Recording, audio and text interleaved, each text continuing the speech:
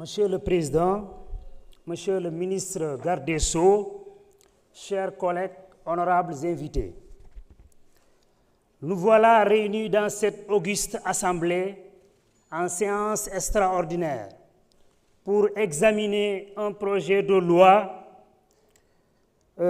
structurant de notre pays. Je veux dire la création de l'Office national de lutte contre la corruption. Ce projet de loi relatif à la lutte contre la concussion, la corruption, les détournements et les enrichissements illicites, ces mots ont toujours gangréné notre pays en causant des dommages à l'économie nationale. Le peuple souverain a, depuis le 24 mars 2024, choisi de lutter contre ces pratiques dangereuses et honteuses pour notre pays.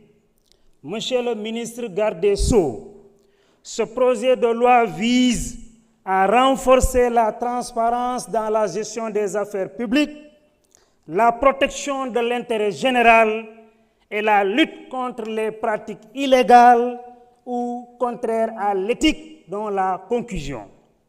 En somme, ce projet de loi vise à renforcer la confiance des citoyens vis-à-vis des gouvernants pour l'amélioration continue de la gestion des affaires publiques. Toutefois, ce projet de loi ne doit pas être un instrument de menace, de harcèlement, de récupération pour des desseins inavoués.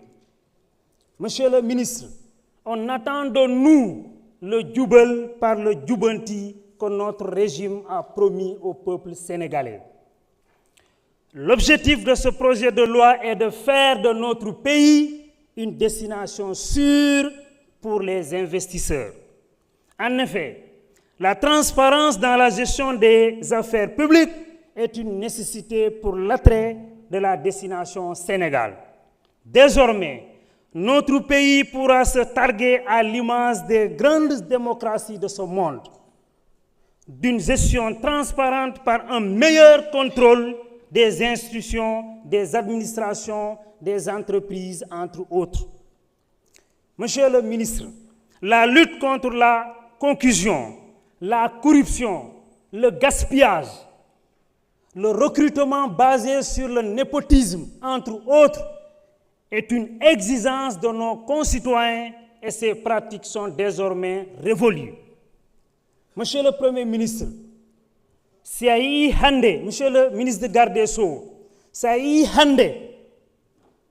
population a confiance et meɗen en jeeyi ɓe programme ɓe coodi ɓe mbaɗi hen ɗo gonɗen ɗo rendons la monnaie.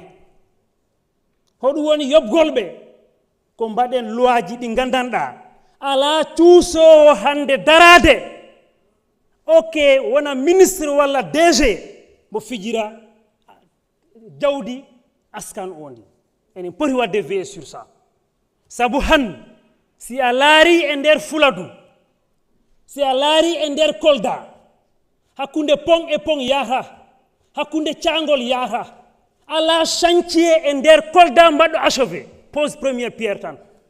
Wona université, wona aéroport, wona hôpital, wona boucle du MIF, wona l'axe de Salikagné, rien. C'est à cause de ces détournements-là.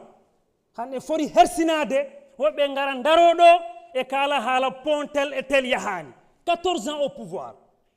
L'université de Kolda, 14 ans université waɗe tabakh. Et c'est dangereux aujourd'hui de couler cette université-là. Parce que faire 6 et faire 8, voilà, utiliser. Il y a plus de 14 ans. Et c'est dangereux. Monsieur le Premier ministre, justice à nos martyrs. Ceux qui ont été torturés, nous demandons justice, c'est une demande sociale. Le peuple souverain ne souhaite qu'une chose, une gestion saine et transparente de nos derniers publics. On vous remercie. Merci, honorable. Adama Tandjigora, vous avez la parole. Honorable Ousmane Diop se prépare.